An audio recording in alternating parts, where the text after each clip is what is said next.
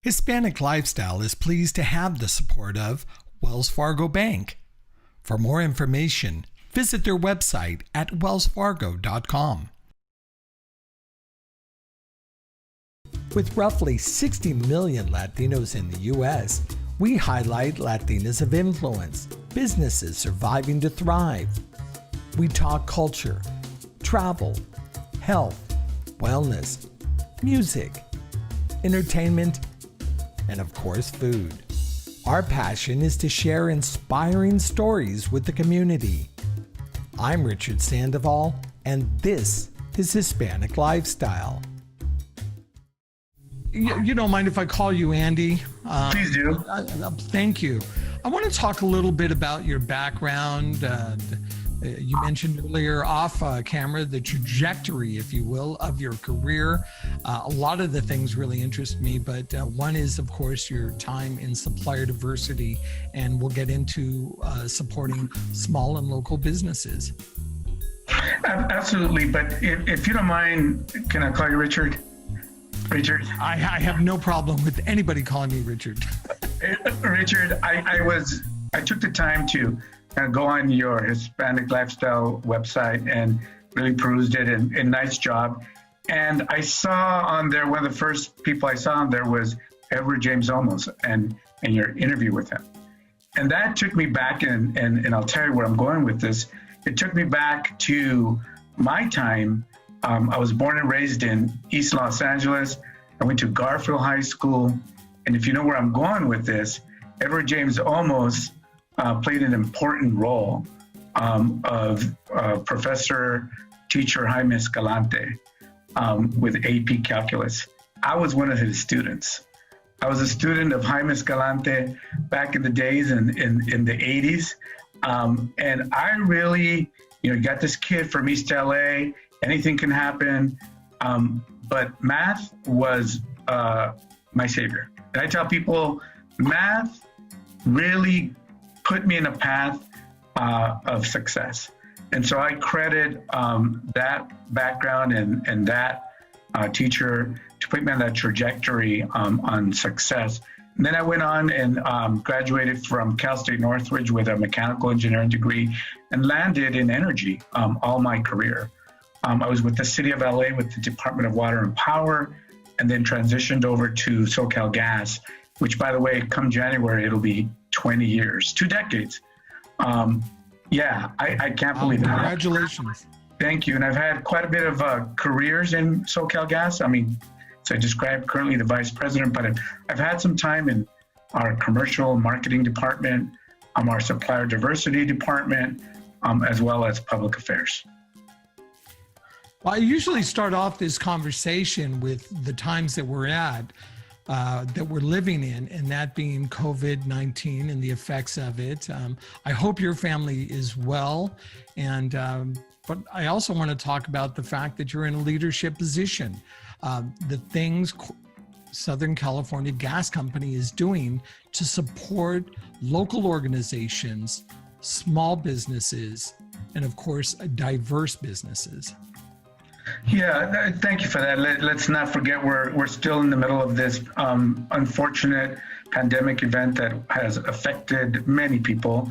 I have personal friends and others who had the misfortune of losing loved ones, and I think we can't forget that this is real. And why we're both working from home or wherever folks are working. We do still have folks working, coming today, going to work every day. To make sure that, at least for SoCal Gas, those essential workers are keeping the gas flowing for your warm showers and cook your food and all that good stuff. I can tell you that from the get-go, the very beginning, we knew that we needed to step up. And I knew that I had a very pivotal opportunity and position to make a difference. And so we stepped in right away. We had a incident command structure set up so that we could navigate through the response, right? So that we can continue to have the people who can work from home, and they really set up those safety procedures and focus for our essential workers to continue to show up and provide the service that all our customers are relying on. And so the one thing that we did is we suspended any disconnections, right? We said, hey, we know if you're going to be home, regardless of your status, of what's happening in your work life, if you lost your job or if you got cut in hours or can't go to work, we're not going to cut you off. And I think that was important. That set the stage and kind of the focus of where we needed to be, right? And then the other thing that we did is we stepped up and said, community, where do you need us? So from our northern part of our service territory up in southern Fresno to the Mexican border, we went out and looked at what needs were going to be the most focused on. And we knew that workforce was going to be important. We knew that feeding the community was going to be important. And we knew that looking at economic development was just as important. And then with those who couldn't pay their bill, we were going to give assistance. So we focused on those particular areas, those 4 areas. And we spent just SoCalGas over $2.4 million from the get-go, not to mention our parent company, Sempra, who had some additional almost $13 million in that same focus. But it was important that, we, as we normally do year after year, is that we step up our partnership. Well, it's much appreciated and it hasn't gone unnoticed. But thank you for reminding me, I do need to pay my bill. I'll get on that right after this conversation. Sure, you can do it online, by the way. Oh yeah, what would that website be? It's SoCalGas.com. Easy as that. Well, speaking of being online, the other day I was scrolling through some emails and followed up on something that I thought was bizarre, having been a customer for years, but talking about eliminating gas from my ecosystem. I have a gas range. Is this going to happen? And if so, why? And give me some background, if you will. Yeah, Richard, thank you for that question. I think it's important to just level set. The state of California has some very aggressive climate change goals, the reduction of greenhouse gases and pollutants.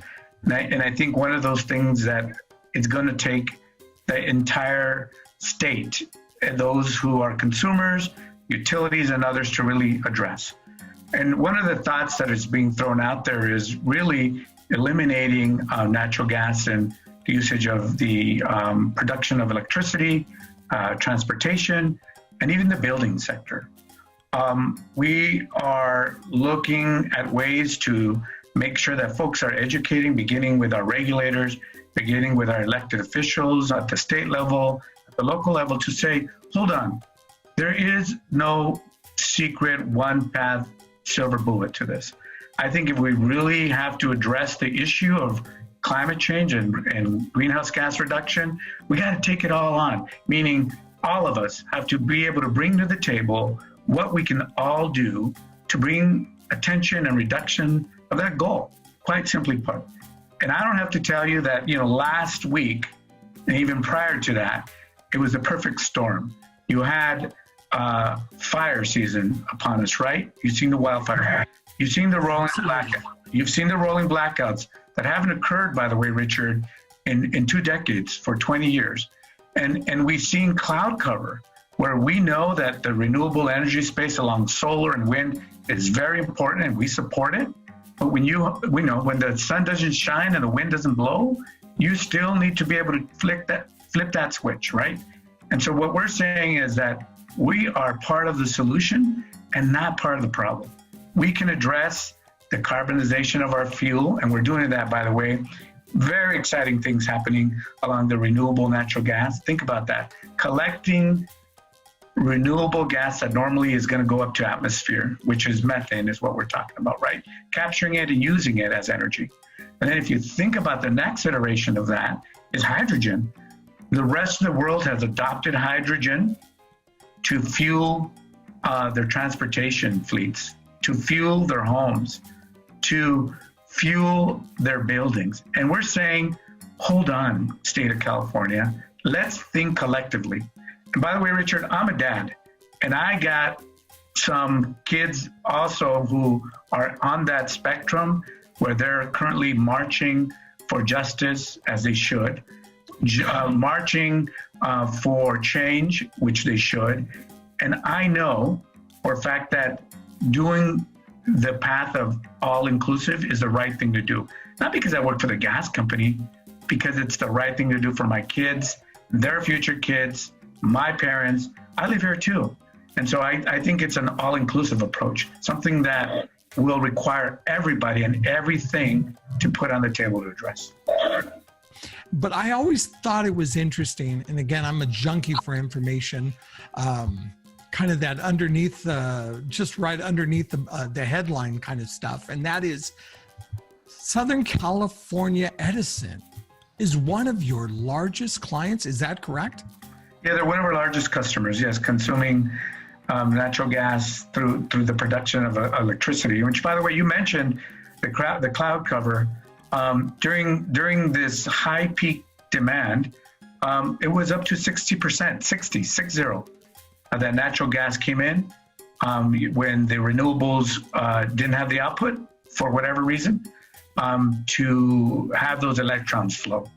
And so that was there. We came in. We know that renewables are important. They should be. We should still focus on that. You need that backbone. And I think it comes hand in hand. Well, backbone, I also look at it as the backup. I mean, what are you going to do if, God forbid, that we get into some situation where the lights aren't working? We're so reliant on our phones. At least, we still need to be able to eat and heat up things and stay warm. So there's a lot of components that go in that we just take for granted in our daily lives.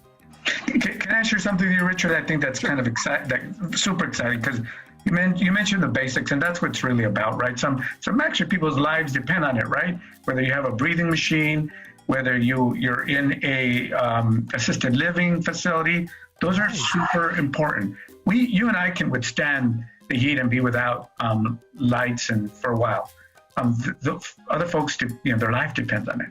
There's some technologies that we're looking at today that I want you to know that's pretty exciting. It's not futuristic.